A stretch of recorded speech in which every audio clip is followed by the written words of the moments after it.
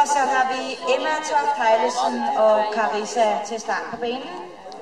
Rikke Tingholm og Clement er med, og start nummer 27, Robin Graf Jacobsen, holder sig klar.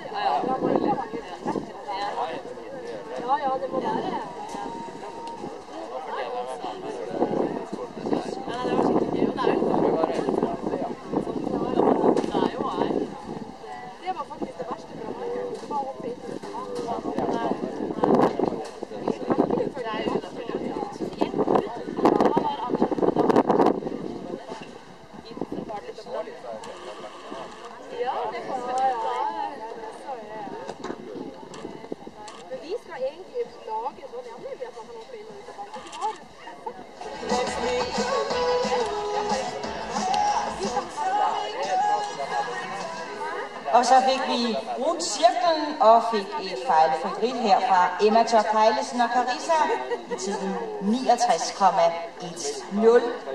Og værsgo, Rikke Tingholm.